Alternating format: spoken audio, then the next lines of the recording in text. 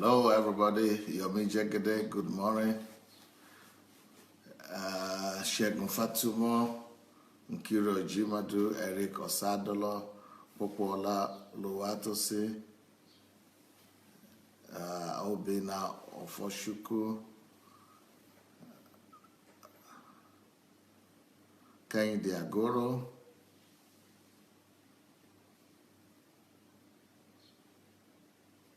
Oluwaseyi, Daniel Shoma, Brenda Williams, Olayinka Seun, Matthias, Stella Nuhu, Glory Baye, Victoria Otama, Nikki Christian, Konfiye, Nkiri Ojimadu, Okay Babatunde, Delphine Fombi, Boma Benita, Adeleke Adeniyi, T.Y. Moore. Welcome everyone. Jeanette Ata Iyeshe, Vladimir Kirishenka, Yetunde Awolese, Akomolafe Julius, Olaniyi Dada, Koyejo Oduola, Akinfe Samuel, Bobo, Daniel Madu, Tena, Anna Musi, Jot Idowu, Kimani Francis, Shi Sandra, Shine Ihenasho, Stella Nuhu, Francie Lucero, Fumi Jaboda, Adedamola Moronkeji, Shioma is here. Blessings to you. Kunle Ashojo, Natasha Richards, Christy De Grace. My name is Christiane. I want to talk to you. Okay, you want to talk to me? Then you've got to write to me. If you want to talk to me, you've got to write to me. My email is pastor@godembassy.org. Pastor@godembassy.org. Pastor@godembassy.org. So God Embassy is one word, .org. Pastor@godembassy.org. So you need to write me there, and then I will reply you, and we'll find out if you can talk to me or not. Because I need to hear your problem, I need to hear your issues, I need to know whatever you want to talk to me about, and then I will tell you if it's just enough to write to you or to write to me, or you will indeed need to talk to me. Shigo, Wilfred, Ojekwa Israel, Julia Fortune, Hope Osarity, and here we go. Now, well, like we say, we have to follow our tradition before we start the lesson, the class today. Let's go and share the link. Let's go share the link. Please go look for your share button, and let's share the message as fast as possible. And don't just share it, don't just press the share button. And it's easy, just look for the share button and press it. But while you are pressing it, please make sure you write something. Write something to let people know what you are about to watch, or how important this is, and how important this is to you, and how important this is to them. Let people know if they need to watch it and why they need to watch it. So I will encourage you not just to share the button, but write something as well.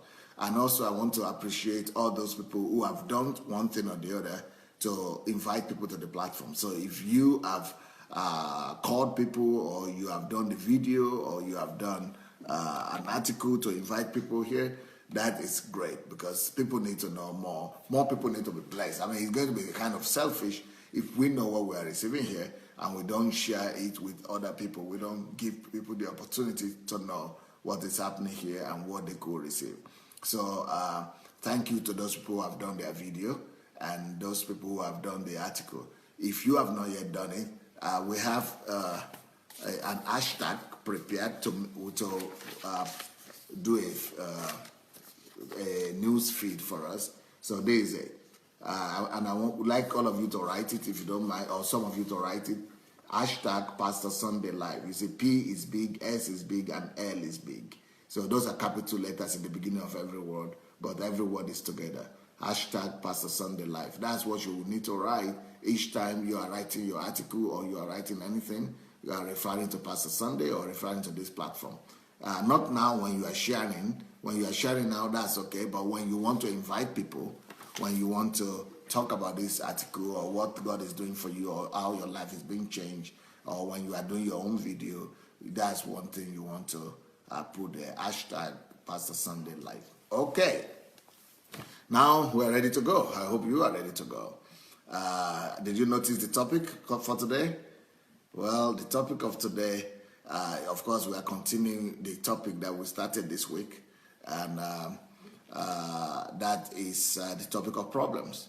So we keep on talking about problems today, and the topic of today is stop and measure your life. Stop and measure your life. Stop and measure your life. Now, that is a very instructive topic. That's a very instructive topic right there. The first word in that title is stop. Yes. I want you to think about that word, and I want you to think on that word. The word is stop. The word is stop.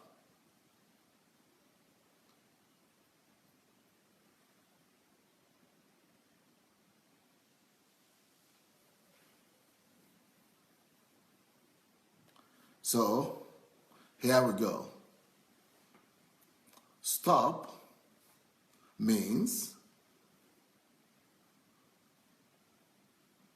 stop. Stop does mean stop. Stop doing what? Stop running about.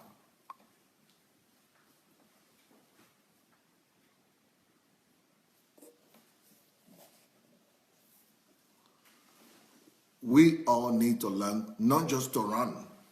We all need to learn sometimes to stop as well. To stop and do assessment of our lives. Stop means shut some things down. Learn to find time and opportunity to just shut things down and to just say, okay, let's stop it. You see, even if you don't solicit for attention, even if you are not looking for attention, even if you are not looking for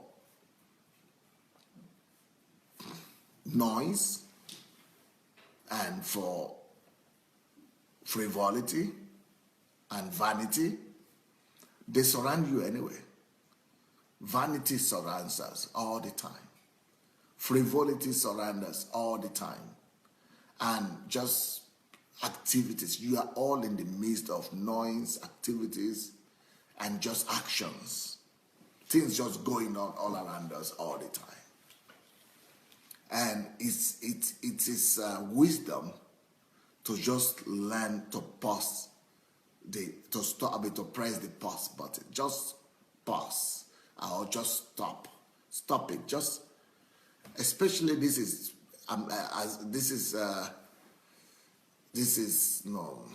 especially difficult for ladies, women, and I feel for women this time, and I feel for women especially when it comes to this topic. The only woman is going to be easy for are women who actually don't have children, women who are not married. So if you are a woman who is not married, good for you, because then you'll be able to apply this truth. Or if you're a woman that is married but who is already past the age of child, you don't have small children, then it's good for you as well. You might be able to cope. You might be able to carry out this instruction. But the bottom line is that if you are a young woman, or you are a mother and a young mother, or you have young children, or who are going to school, who are going to high school or primary school, or who are in the kindergarten, that is not going to be not going to be easy for you to stop, because just the whole atmosphere of being a mother on its own, just the whole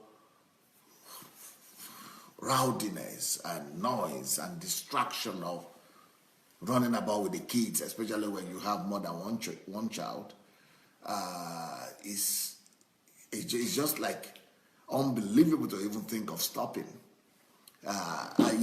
Most of you have heard me talk about my times of solitude, that I go out every month to go and be with the Lord. I mean, I couldn't even suggest that to my wife, even though I would suggest the same thing to everybody in the church. But I understand that people who have children, especially who have school children, or young children, that it's almost impossible for them to stop, and it's so sad, and that's why personally I will propagate the idea of having helpers or house helps, or making enough money to be able to afford to give your children out somewhere, to some people, or to have some people to help you in the house.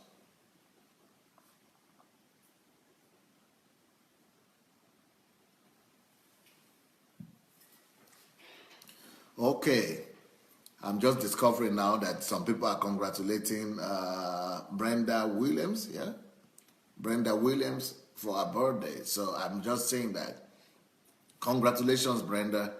Congratulations. Brenda has been a very consistent person on our platform here. I want to use the opportunity to join her and congratulate her for her birthday. And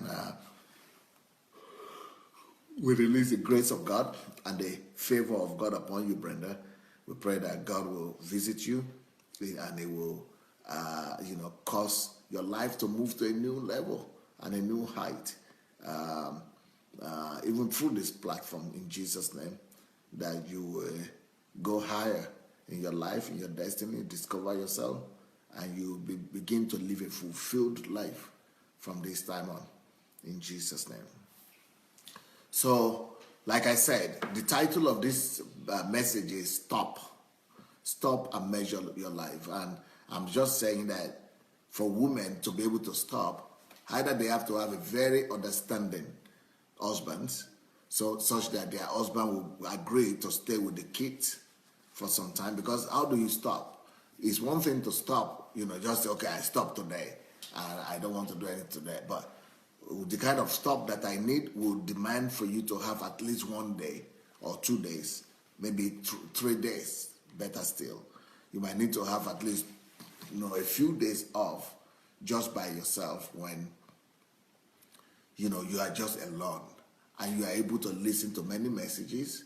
Maybe you just go to a solitude place. You go and go into solitude, go listen to a lot of messages, go and review a lot of these messages once again.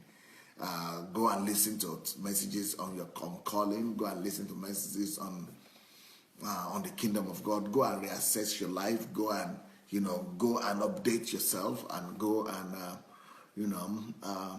and answer some critical questions about your life.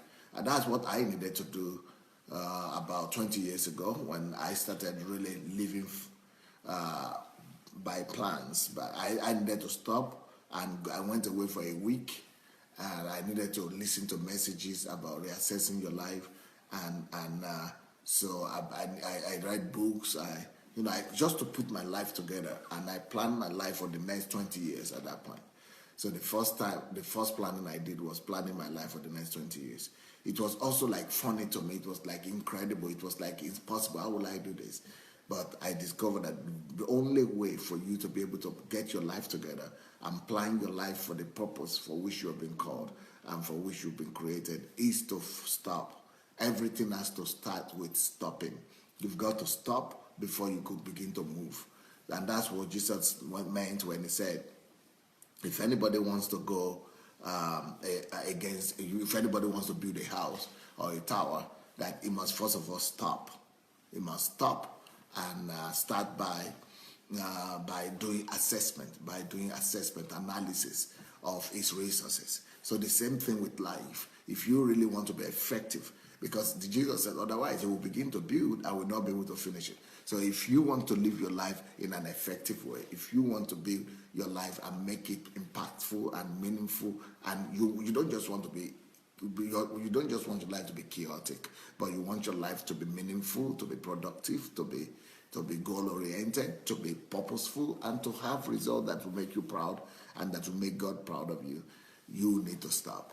You need to stop, like Jesus advised us. You need to stop and make analysis of your life. You need to measure your life. And I'm going to give you some measurement today, and I'm going to give you some standards of effectiveness that you could use to actually measure your life, that you could use to measure how you've lived so far and how you're going to live going forward.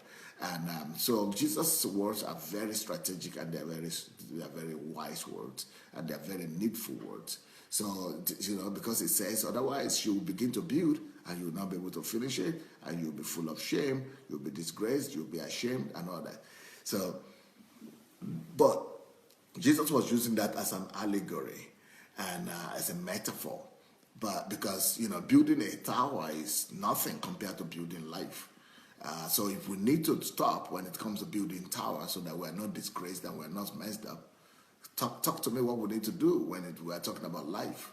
How much more important building a life is than building a tower or going to war with another country. So that was an allegory. It doesn't mean that you have to go to war, but it's talking about anything you want to do, anything you want to build, in the process of starting any project, in the process of doing any enterprise. I mean, the Bible tells us as well in the book of Proverbs that the wise starts every enterprise with counsel or with knowledge. So if you are really smart, if you are really wise, you have to stop first, go gather knowledge, go educate yourself, go upgrade yourself, get all the knowledge that is necessary, and get counsel. Seek counsel with God, seek counsel with understanding, with research, with yourself. Gather your life together. What kind of impact would you like to make with your life? What kind of result would you like your life to have? What kind of, how would you like to end your life? What kind of result would you like to have at the end of your life? And even after you are gone, what kind of result do you want to have? How do you want to see your children when you are gone? How do you want the memory about you to be when you are gone? How do you want the world to remember you? How do you want your memory, your legacy to be? What kind of life do you want to live now? What do you need to do for that right now? And all these kind of things are absolutely necessary. They're absolutely necessary for us to become who we are really meant to be and to really live an effective life. So this week when we are talking about problems, this is all connected. So like I said, the first thing we need to do is to stop. And my question to all of you is that, have you learned to stop really? Have you really learned to stop? How often do you stop? How often do you just shut everything down and just say, you know what? I need a break. I need a break for myself. I need a break, not just a break to sleep, not just a break to recoup your energy physically, not just a break to rest and to take some time out to rest, but to do something much more purposeful, to do something much more deeper. Take a break to analyze your life. Take a break to measure your life. And have you ever asked yourself how what is the measurement of your life in terms of how many years you already lived and how that is doing? Are you satisfied with the result you are having right now with how many years you have spent on the earth? Many of you are in your 30s or you are in your 40s. Some of you are in your 50s. So if you have lived so long on planet Earth, what is the measurement of your life? What's the measurement of your life? How will you measure that life that you have lived so far? How will you measure it in the sense, in terms of satisfaction? Are you really satisfied? What are the numbers you will give yourself? What are the pass marks you have?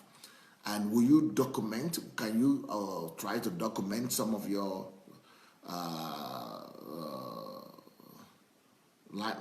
is it limestone or what do you call it? Milestone. Can you document some of your milestones? Can you document some of your milestones? Can you document your milestones? What are the track records you have? What are the track records that will make you to be proud that you have been around for 30 years of your life? What are the track records that will make you to be proud that you've made enough impact? What are the track records you have? What are the results you could present yourself with and be satisfied that God has noticed and that you will present God with and present your children with, that you have lived really for something worthwhile? Or you are just running, or you are just busy running, maybe you are just busy running at a scatter. You are just busy, doing what the whole world is doing. And what is the whole world doing? The whole world is engaging in the exercise of vanity. The whole world is engaged in the exercise of vanity. The whole world is just, they're just engaged, busy with emptiness. Just running upside down and up and down. And it's like the most important thing for the world is just to run. It doesn't matter where you are running to. It doesn't matter what direction you are going. It doesn't matter what destination you arrive at. It's just about running. Everybody just running at a scatter. That's what the whole world is about right now. That's what everything is like. So you just follow the news or the things that are going on around you, and you do the same thing. And it's unfortunate. It's unfortunate. But how do I propose that you live? How do I propose that you live? First, you need to stop. You need to stop and stop that survival instinct. Stop that instinct to just try to make a living and push yourself and run up and down and go to work and make money and make more money, and stop and analyze your life. So how do I propose you to do to live afterward? How do I propose for you to analyze? How do I propose for you to measure your life? What are the measurements?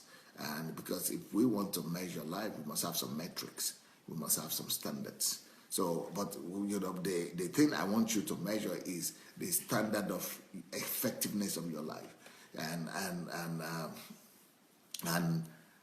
let me just, before I start to give you the standards and the measurement and the requirements that you could use to measure your life, let me first of all ask you, not just, somebody is saying the rat race. Yes, we need to stop the rat race, but and then measure. But before you measure, let me ask you this question. I want you to answer two questions in one. To give me one answer to two questions. The two questions are, but you need one answer. Just give me one answer. The two questions are, how old are you right now? And how will you assess your life? How will you assess the effectiveness of your life so far? How old are you? And what is the assessment? What is the measurement? What is the result? What kind of measurement? What kind of assessment will you give yourself? If you want, you can write some things. If you want, you can write some things. Or you might not write. You could write to yourself or for yourself. But that's the starting point. And that will help you to know that, do you really need to stop or not for real? And do you really need to measure your life all over again or not? So how old are you? And what past mark will you give yourself? How will you measure your life? How you measure the effectiveness of your life. What have you done here so far? And how far has that been? Has that been the kind of result that you dream of having? Is that the kind of result that you dream to have? Is that the kind of result you want to have? Is that the kind of life that you like to live? Okay, Nkiru says, I am 44 years old and I give myself 1% pass mark. Just 1%, not even 10% yet, but 1. That's very objective and very strict to yourself. That's very strict to yourself. So you have potential to still maximize your life to the tune of 99%. So if you have just only done 1% of your capacity of what you could have done, of what you have the potential to do, it means you still have 99% potential to live and to maximize, which means you've got to increase your speed. It means you've got to increase your speed, and it means you've got to be very organized and to plan out your life and to live purposefully, to begin to live purposefully. Okay, Boma Benita said, I need to remeasure my life all over again. Noel says, I'm 30 plus. Yes, I need to measure. Not fulfilled, but very hopeful.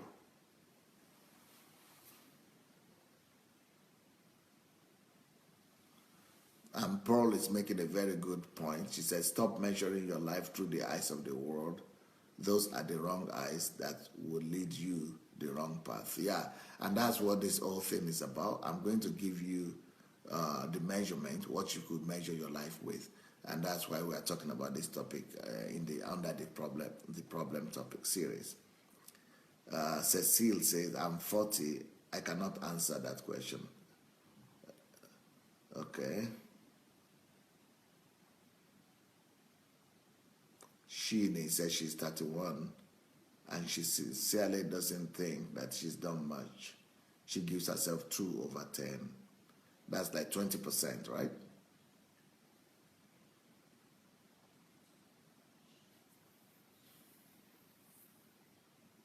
Danielle says she's doing great for her age, but she's rushing to do more.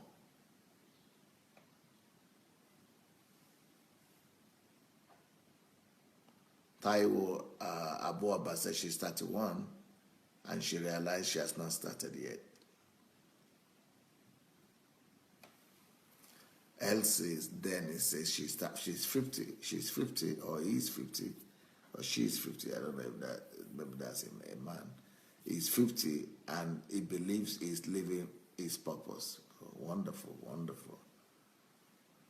So Gladys says she's 44 and she knows she has not done much. Justine says she's 50 and she can give herself 5%. Bea says she's 54. I mean, he said he's 54 and trying to do more. Okay, well, Davida says she's 48. She says she's asked 98% to go. So she's giving herself 2%. She's giving herself 2%. So Triumpha says he's 39 and is giving himself 10% satisfaction rate. Well, that's why I'm here. Elizabeth is saying mine is 10%. I need to work a lot. I'm 27, but she still needs 90% more to go to catch up with her life. Augustus says 26, and I have nothing to show for it yet. Well, let's do this. Stop and measure your life. If the person who says that he is whatever age and is satisfied with his life, is living a purposeful life, that is the only person that is ready to die. that is the only person that is ready to die right now. Because if you are satisfied with how you are living with your life, it means that you are living for purpose. You are supposed to be affecting the world one way or the other. If you say you are satisfied with your life and with what you are doing, there is just no way that you are. We should have seen your mark in the sand of history. We should have seen your impact. We should all be hearing about you. If you are really living your full life, there is no way you would live your full life and then you still don't have, nobody knows about it. There is just no way you'll be living your full life and you are not making some slides, some landmarks, some real strides in your generation. So, but if you are satisfied, that's what matters. It doesn't matter what we think. If you are satisfied with your life, I'm happy for you. But for those who know in their heart that they are not satisfied, for those who know that they have not started yet, for those who know that they are underperforming, well, this measurement or this advice I'm going to give you might help you. You remember you were talking this week on the series of problems, and I said we are all created to resolve one problem or the other. So if you say you are satisfied with your life, then you must be able to tell me what are the problems your life has been able to provide solutions for. So if you say you are satisfied, then you must tell me, then you are telling me that you are ready to die right now. And when you die, there will be a whole bunch of people or a whole, spheres of life that will be grateful to you that you live. That, it's just like saying Steve Jobs died, and at the point that he died, he was ready to die. And even though he died of cancer, but he said that was the greatest thing that ever happened to him, because that actually propelled him to even do more. But he has left a mark. He would never be forgotten anymore. History would never forget it, because he has been able to accomplish the purpose for which he came to the earth. He has carried out an assignment. So the idea is not just about living. So the idea is not just to be here, to have been here on the earth. Just to have been here on the earth, that is nothing. That is not it's not a purpose. Nobody will be created and nobody will be sent here to the earth just to be present, just to say, I was here as well. Just to give a mark, just to, mark the journal and say that, oh, I was on earth as well. I was here for 30 years. I didn't do anything. Nobody knows about it, but I was here. That is not the reason why you were sent, and nobody was sent to just make the numbers.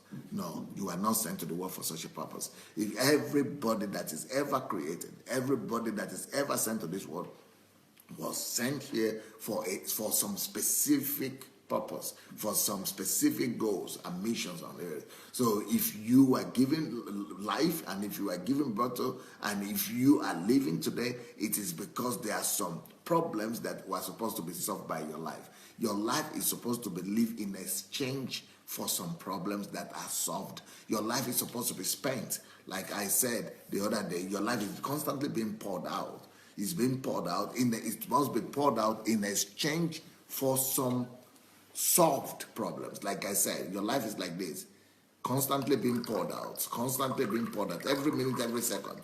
It must be converted into solutions to some problems. It must be, your life is going out anyway, it's becoming empty, you say. So if you are 30 or 40, it's as empty as this, but the thing that is poured out must be converted into some solutions, into some solved problems.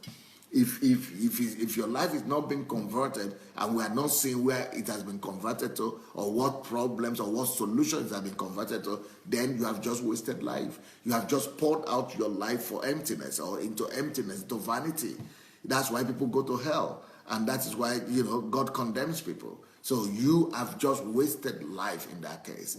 But if you have been pursuing God, if you have been, doing the will of God for your life, if you have been resolving the problems and the situations that God sent you here for, then we will see the result. You will be able to show a whole segment of life where you have affected, or you'll be able to point to how many people have been, whose lives have been, bettered, improved, or whose problems have been resolved, or whatever. As things must have been changed thanks to your life. So if you don't have that, it means that you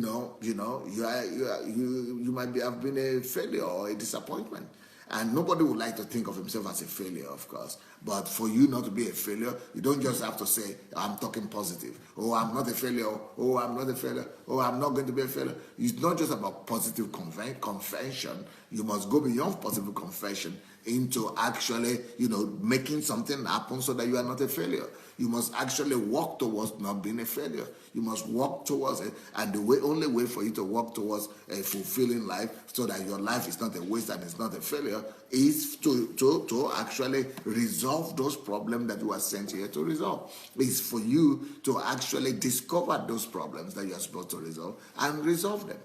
So, number one, let me give you some criteria on how to measure your life. Like I said, stop.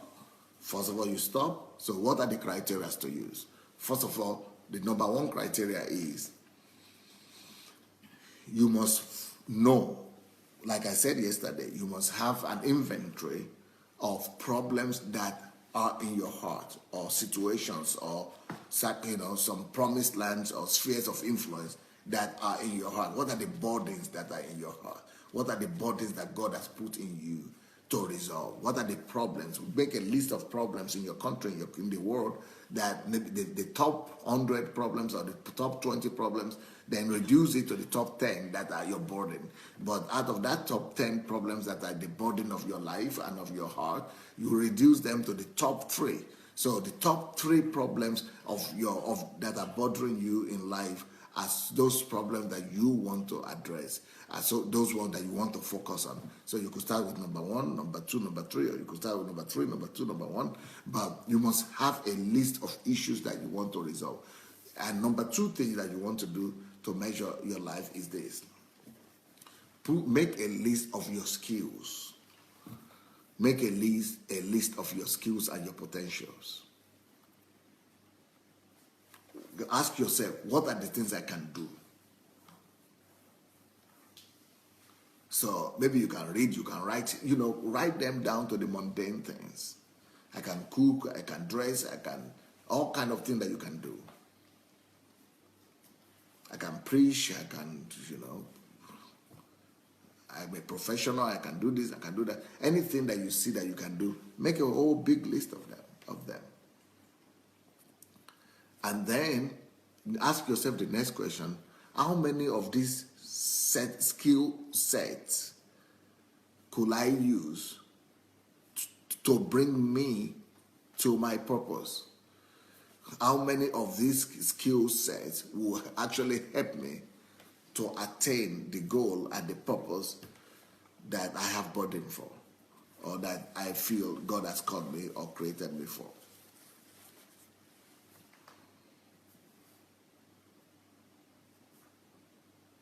Then ask yourself the next question: how many of these skill sets am I already using? How many of these skill sets am I already maximizing?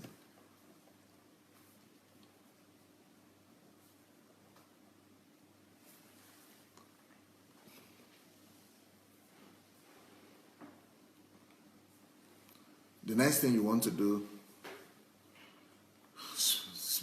analysis of those skill sets that you have potentially, and tell yourself the truth. Which ones have been well developed and which ones are yet to be developed?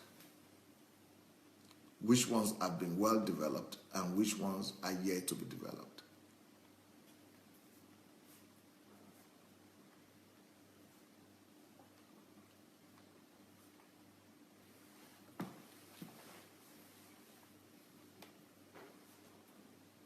Of course, you know what to do next. If you know that you have these potentials or you have these skill sets, but you have not developed them, you know what to do next. What to do next is naturally to go and see if, find out those ones that you have not developed. See how many of them.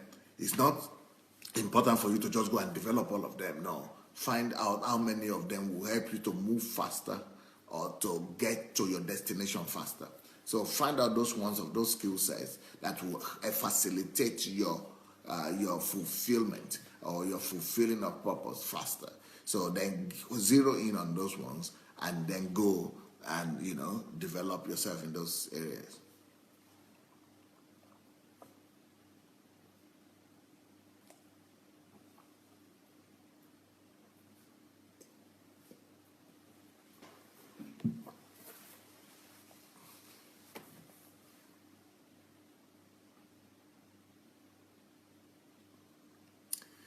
Okay. Those are the more practical things to do. Let me give you another set of measurement. That is, what I spoke about right now is measuring your potential, the things that you could use to actually fulfill yourself. Now, let me give you another set of questions that you could use to measure yourself. If you really want to live an effective life, and I'm so sorry, you know, I feel so sad right now because I'm thinking many of these people have been Christians for so long and they've been in churches, they've been taught that the only thing they really need to do is just to keep on coming to church, come to church every Sunday, come to church every Sunday. And many of them have been going to those churches for years, and I don't know what they've been taught. I don't think the churches have been really effective to teach people how to maximize life, and that is so sad. That is so sad. If the churches have not, people just waste their lives. I mean, years of their lives, just being religious, and they don't even know the difference. They don't know that, you know, just going to church and doing church activities is being religious. It's not being effective, and it's not being productive. You know. I feel so much sorrow. I think even the way we do church all over the world has to change. I think the way church is done have got to change totally. Church has got to be reshaped and refashioned to bring out the best in people and to bring out effectiveness in people, rather than just activities and religious, just mundane things, doing the same thing over again, and dreaming of having different results. You know, that's what people call the definition of craziness, madness. That you are doing the same thing, going to church every day, just going and coming, and still thinking and hoping that you have some miracles one way or the other, that something will happen. You know, that's just madness. You know, religion is a bad thing. Religion is a bad thing. Religion has just been destroying people. It's so sad. It's so sad. But I think we have to fix that in Africa, especially. We need to fix that in Africa. At least the Western people don't respect religion too much. They don't respect church too much. So they do go about their lives, fulfilling their lives. But church people in Africa respect church and religion too much. And church has got to be reformed. We've got to have a different understanding of church. Church has got to be reorganized and remodeled to bring effectiveness in people. Anyway, let me give you another set of questions that will help you to measure your life better. Number one, to measure the effectiveness of your life. That is why now I'm coming to the core of this message, why I am giving this message under problems. Measure your life by whose pain you have managed to remove. Whose pain has your life removed? So far, you have lived so far. Where are the people? What is the list of people? How many people you have managed to wipe their tears away? That you are the one who has removed their pains. Whose pains have you managed to remove with your life? In fact, as a matter of fact, has your life been dedicated to removing people's pains? Has your life been dedicated to removing people's tears? How dedicated are you to that? How much of that is your life doing on a daily basis? Whose pain have you dedicated your life to removing? What mechanisms have you put in place to remove people's pains? What system have you put in place to remove people's pain? Because removing pain is also another variation of solving problems. Even the fact that we are on this platform right now, it is solving our problem. It's removing pain of communication breaches. Even the fact that we're using iPad, iPhone, those is removing our pain of not being able to interact. So whose pain has your life been devoted to removing? And what are the systems that are functioning for you that you have put in place to help you actually, obliterate the pains of others? Number 2, how effective have you been in solving those problems for which your life was given to you? You know the list. You can make a list of the problems that you know you are supposed to solve with your life. How effective have you been in resolving those problems?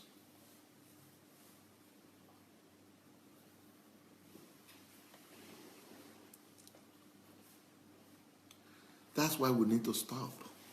We all need to stop. We need to pause and answer these questions. If you don't, then you'll just be running eta-sketa on the earth, and you'll just be missing. Sometimes you hit the target, sometimes you miss the point, sometimes you miss the target, sometimes you hit it.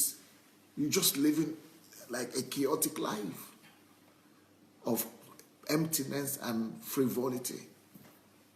So stop and measure your life, my dear. We need to do it. We all need to do it. And you don't just do it once in a lifetime. You need to practice it regularly.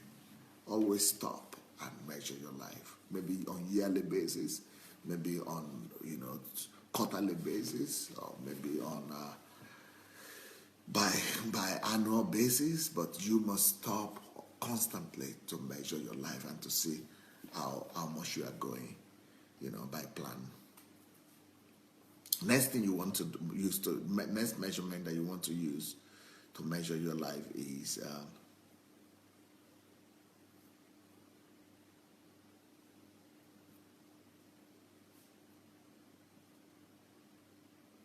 make a list of the people that you have decided to pleasure with your life.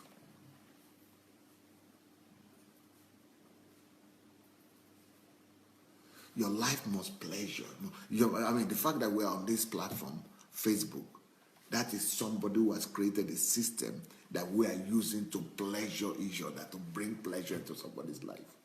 The fact that we were using our smartphone, that is somebody who has created a system that we use to bring pleasure to ourselves and to the pleasure of other people.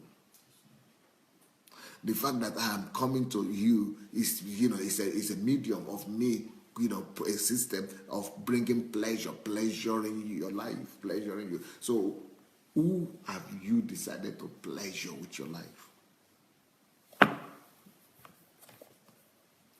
Whose life have you decided to pleasure?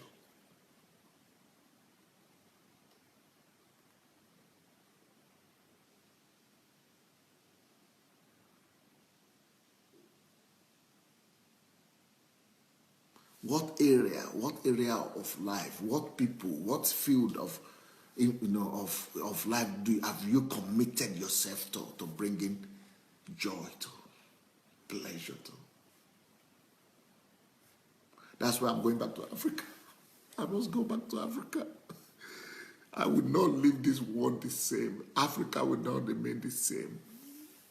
Before I leave this world, I will not leave this world with Africa being the state it is right now. I am going to set up a system. I'm going to put things in place that is going to pleasure the whole black race, the whole African people, all Nigerians. I'm going to live my life to put things in place to bring continuous, perpetual pleasure for them for the next hundreds of years, maybe thousands of years to come. I'm going to dedicate myself to pleasuring. I'm going to commit myself to pleasuring the poor people, the desperate people of our world. I'm going to dedicate myself to pleasuring people of this world in general, to bringing them to the source of eternal pleasure. I am going to do my best to remove the pain of my continent. But the way we've been taught and the way we've been deceived is as if it is only our pleasure that matters. I mean, it's totally against the Christian doctrine. Jesus left his pleasure in heaven, came here to be able to pleasure us. Jesus was so committed to pleasuring us that he gave his life for it. But we, instead of us living for the pleasure of others to bring joy and righteousness, peace, and joy to the life of others, we only want to bring it to our own lives. So egocentrism and selfishness has blinded us totally. And even the churches we have are, they are propagating this kind of doctrine, that it's only your joy that matters. It's only, what matters is your own pleasure. And so we are using God to get our own pleasure. We are using God to get our own joy. We are using God to build our own pleasure, our own mechanism of pleasure, self-pleasuring. And it is the same egocentrism that takes people to hell. Because when we come to give our lives to the Lord, what is supposed to happen is that we are supposed to reject ourselves, deny ourselves, so that we begin to live for God and for others. And the only commandment in the New Testament talks about love, loving God and loving others. That's why it says, who is my neighbor? It's about living for God and for your neighbor. So, you must answer yourself that question. This is your life that you have lived so far. This 30 years that you have lived, or this 20 years that you have lived, or this 40 years that you have lived, whose pain has it been committed to removing? Whose pain has it been dedicated to removing? Or whose pleasure has that life been committed to, and whose pleasure has it removed? I mean, has it given? Whose pleasure has it been committed to, and whose pleasure has it been lived for?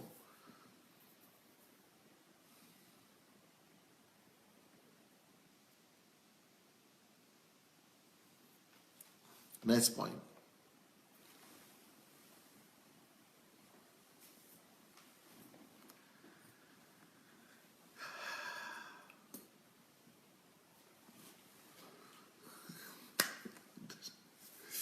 This is so serious. You remember I've been telling you the whole week that nobody is here without a problem to resolve. That we are all created to resolve a problem on the earth. That we are all sent here to resolve a problem. Just like Bill Gates resolved the problem of having everybody to have a computer, personal computer. Steve Jobs, smartphones. Just like, Thomas Edison, bulb in the house, electricity. Just like, Isaac Newton, mechanism, cars and everything that we have, industry. Just like everybody has an assignment. There is a problem that we're all supposed to resolve. Just like our eyes is created to resolve problem. Our nose created to resolve problem. Our hands created to resolve problem. Our ears created to resolve problem. Our legs created to resolve problem. Our mouth created to resolve problems. We are all created to resolve problems. There are problems that you are sent to this world to resolve. There are assignments that you are sent here to carry. Now, the question that I have next is this. And I want you to think on this. This touches my heart, making me emotional. The next criteria, the next parameter I want to give you is, whose tears have you decided to eliminate? Whose tears have you decided to devote your life to? Whose tears have you decided to put a stop to? Can you imagine how many women are crying all over the world? Can you imagine how many mothers are weeping every day? Can you imagine how many children? Can you imagine how many homeless people? Can you imagine how many poor people? Whose tears, whose sorrow, whose tragedy have you dedicated your life to stopping?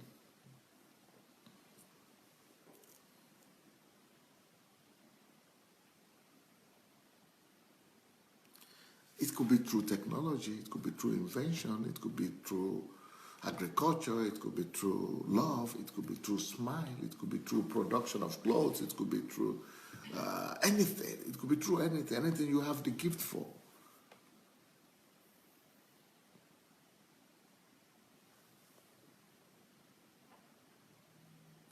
Whose tears, whose sorrow have you decided to put a stop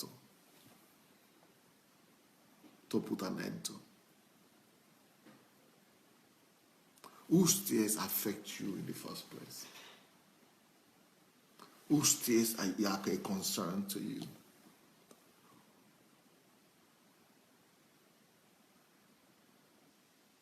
Whose tears are your burden? Does anybody's tear even bother you apart from your own? Have we not become numbed to other people's tears? Have we not become dumb to other people's tears? Have we not become emotionless? Have we not lost our heart, our soul, our feelings when it comes to other people's pain and tears and sorrow?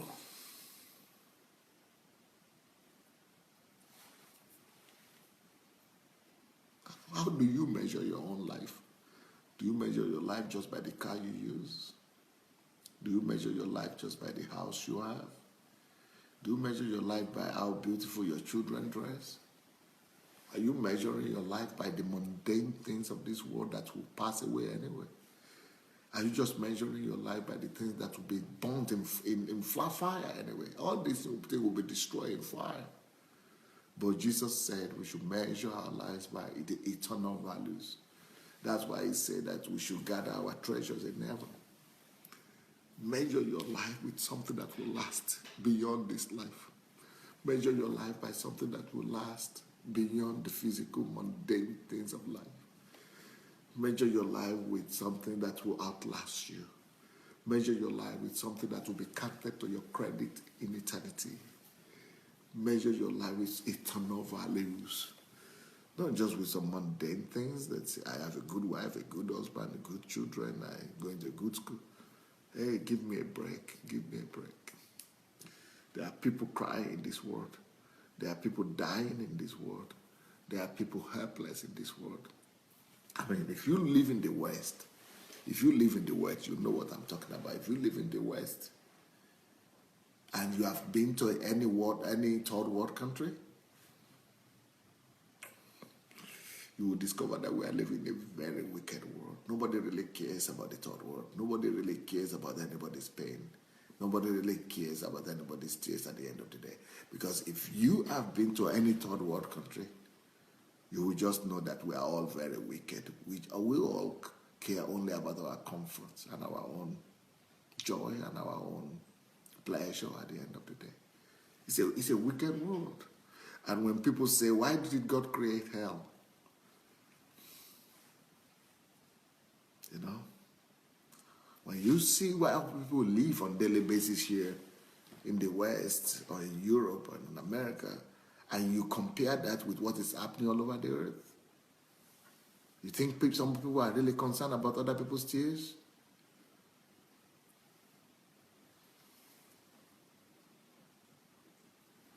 Next point that I want you to use to measure your life is, whose joy is your priority? Apart from your family, whose joy is important to you? Is it important to you to give people joy? Is it important to you? Is it anything to you to live a life that will just give people joy, that will make people happy? Whose joy is a burden to you? Whose joy is a concern to you? Whose joy concerns you? Whose joy is important to you? Apart from egocentrism, apart from yourself and your immediate family, of course. Whose joy is your concern? What have you done? What mechanism do you put in place to really make sure that you bring that joy to those people? What are the mechanisms that you have put in place to really make sure that you wipe out the tears of those people around you, or those people. You must have a burden. You must have a segment of the world. You must have a sphere of life. You must have an area of, human endeavor, or you must have a definition of people that you really want to touch with your life. You must have a way about some people that whose really joy that you are concerned about, that you want to really bring that joy to. Some people are writing, I'm asking, whose joy is important to you? People are saying, my family and my friends. No, that's not what I mean. I'm not talking, whenever you are concerned only about you, your family, and your friends, Jesus said, what does it profit you? What does it profit you when you are only concerned about doing good to people who are good to you? When you are concerned only about, the joy and the happiness of your family? What profit? God said we are not rewarded for those kind of things. Jesus said you are not rewarded for that. You are only rewarded when you are truly concerned for living for others. That's why the story of the Good Samaritan was told in the first place. Jesus was telling us that your neighbor, your life should be dedicated to living a life to show love and, concern for other people rather than your immediate family.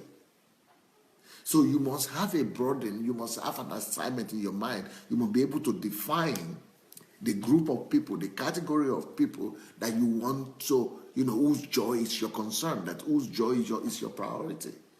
Of course, you are going to take care of your family. We are not talking about that's natural. That is instinctive. That is an instinct. Instinct to take care of your own, to cater for your own, to protect your own, and to, to bless your own people. But that is instinct. That is not Christian love. But Christian love, that's instinctive love. Even animals have that love of caring for their own. But Christian love is actually living for the larger good of people, of the whole world. That is what it means by love your neighbor as yourself.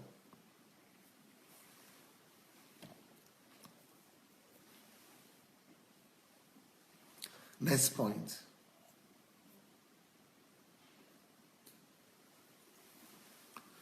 Next parameter that you could use to measure your life is who has succeeded thanks to you. Who has succeeded thanks to you? Or who has succeeded because of you?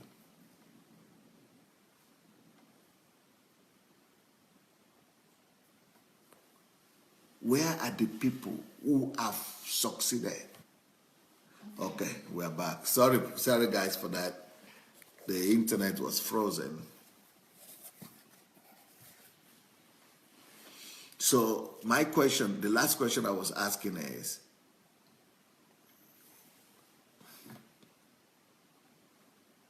who has succeeded thanks to you? Who has succeeded thanks to you? Whose success have you dedicated your life to seeing? Measure your life by whose success you have succeeded in bringing about, in facilitating. Who have succeeded in fulfilling their purpose thanks to you. Who have succeeded in discovering God thanks to you. Who have succeeded in life, in their aspiration, in their goals, in their, in their dreams thanks to you. Whose success is your concern? Whose success is your concern? For whose success are you working apart from your own family and your own self?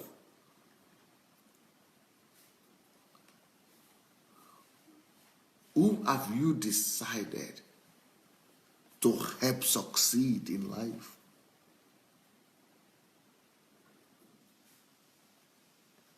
What sphere of life? What sphere of science?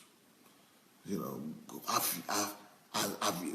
are you going to use? What are the instruments? What are the mechanisms that you have put in place to help people succeed?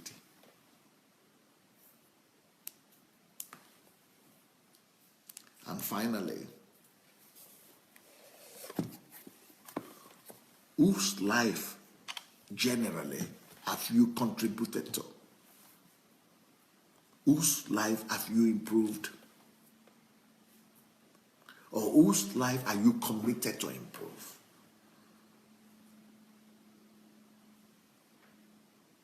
Or what sphere of life, what area of life, what category of people is your life dedicated to improving?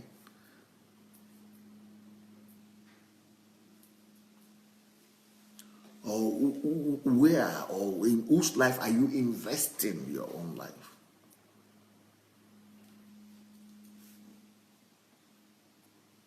Or what area of life are you investing your life to improve?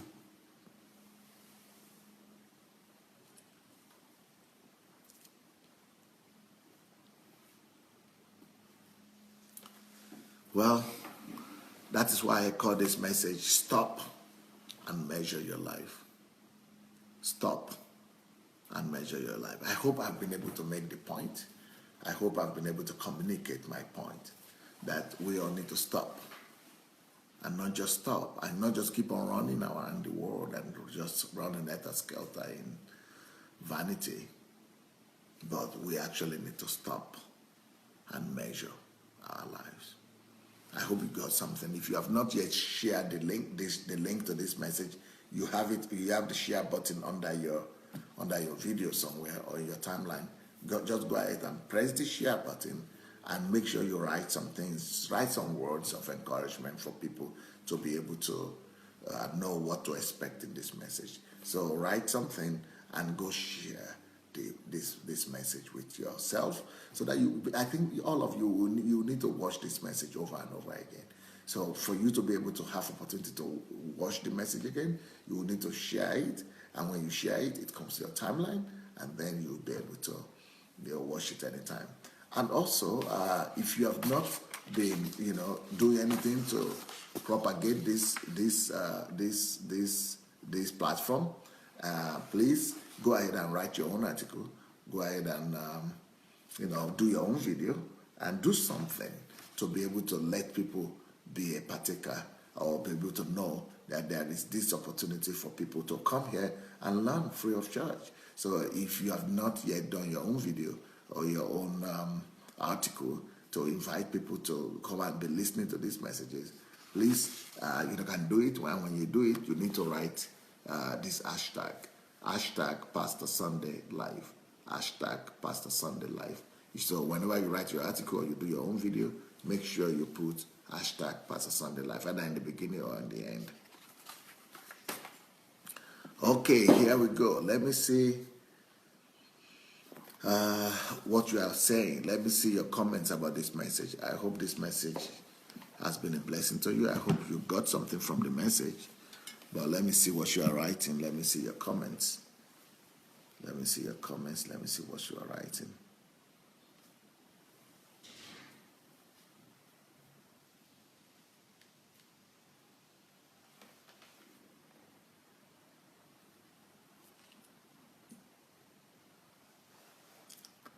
Noel says, I think I'm yet to actually major in one area. I carry 3 things at a time. Delphine Fombi said, this is so powerful. Ayilara Sheung said, what we are given is nothing compared to what we have been given. Yep.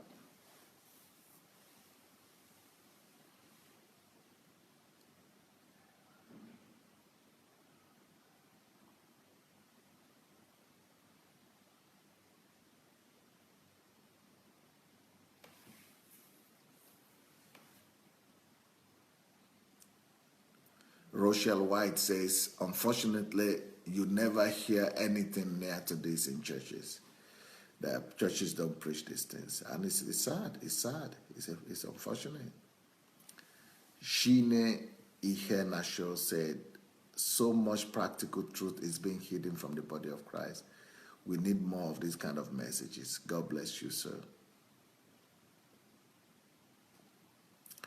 Delphine says, yeah, unfortunately, Pastor, we give our lives to religion and corporate job, corporate job, yeah. And we just lose our lives. We just waste it.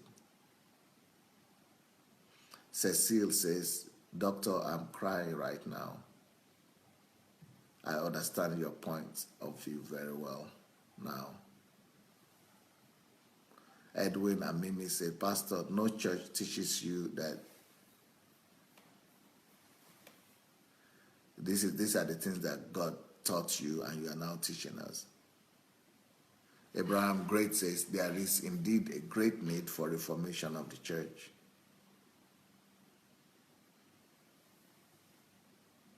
Pastor Kemi Onadipe said, yes, church has to bring the best out of people instead of just doing religion.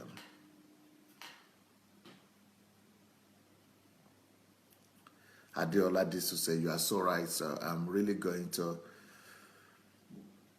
promote this session because a lot of people are not fulfilled and productive and just wondering when will their miracle come. Wow.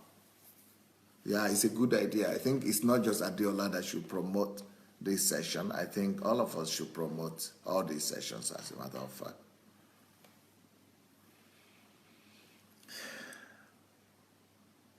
Marianne Abha says, that is why I never go to black churches. I go to everywhere God is going sometimes, and the Holy Spirit is leading me. Gladys Nwosu said, sometimes you go to church and get out of the church very sad. What a shame. Ojekwa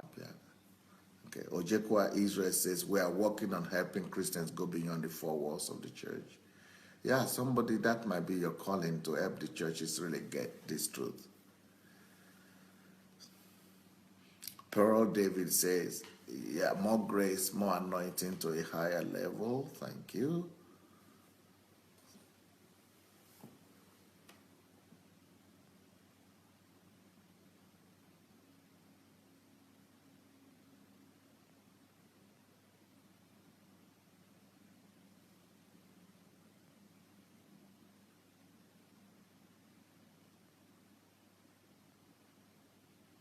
Edwin says, Pastor, if you would not start church in Nigeria, then equip as many pastors as possible to do that.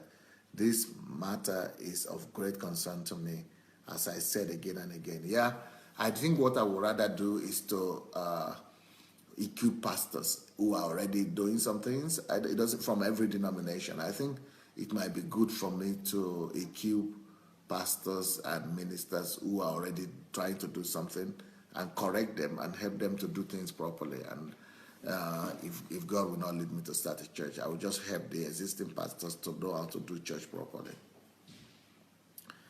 Beer in Style says he is crying right now. Thank God there is a change. Thank you, Pastor Sandey.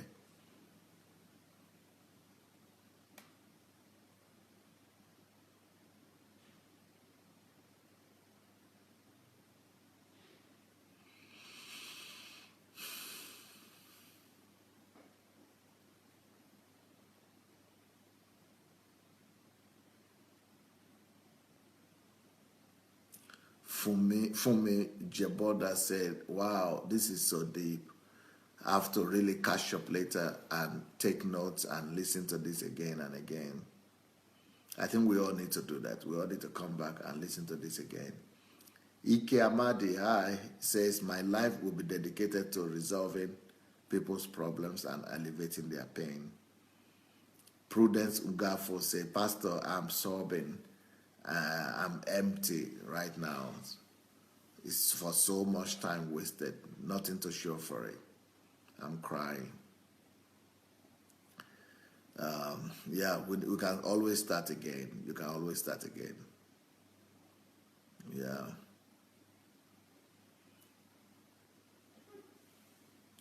Delphine Fombi says, I will be back in Cameroon in 2020 to effect change, I'm sure.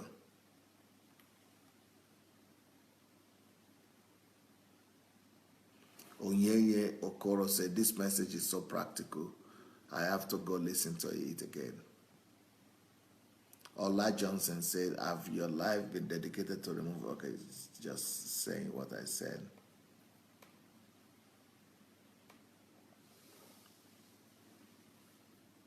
Samuel Sami says, Jesus was so committed to pleasure in our lives to the point that he gave his life to us. Yeah, for us.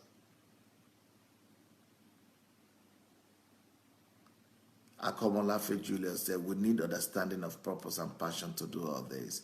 Pastor, God will help you, sir, to touch the soil of Africa for God. Life is in bondage to religion here. God have mercy on us.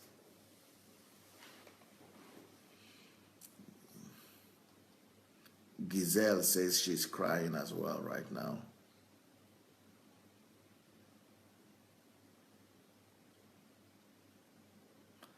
Esco says, I came in so late and feel bad because this message is speaking to me a lot. Yeah, it's nothing bad about that. Just press the share button. Once you have pressed the share button, that it will come to your timeline and you can watch it as many times as you want to. Onyeye Okoro said, Nigerian churches have done so much harm than good. Shine Ihanasho said, when I show love to others, I'm showing love to God. That's the only way I can show God my sincere love for him. Anu said, living beyond self, I was created to solve a problem.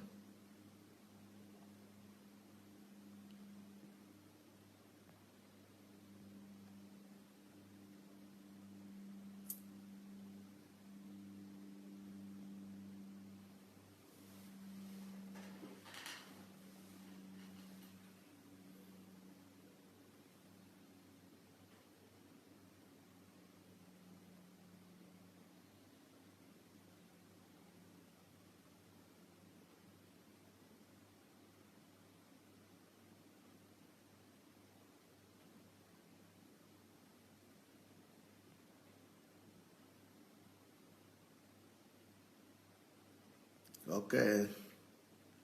Lara Shomoye said, this is real life evaluation. Rochelle White says, this is going to take some deep thinking. Bright Shibu says, thank you, Pastor. Today I'm reborn. It's not about me anymore, but all about God and others. Shashal Ubuntu says, I want to bring joy to the broken-hearted, those who are suffering because of injustice. Injustice due to wickedness of the rulers that led them to poverty, and poverty that led them to poor choices. Yeah, that's so good. Moronde says, whose life are you committed to change? We should stop living selfishly. We should lay down our lives for others. Emmanuel Ikeshi said, except we die, we cannot start to live. Ola Martin said, thank you, sir, for this message. It is life transforming. What we are giving have not scratched the surface yet, and the church has not helped either. God bless you so much, sir.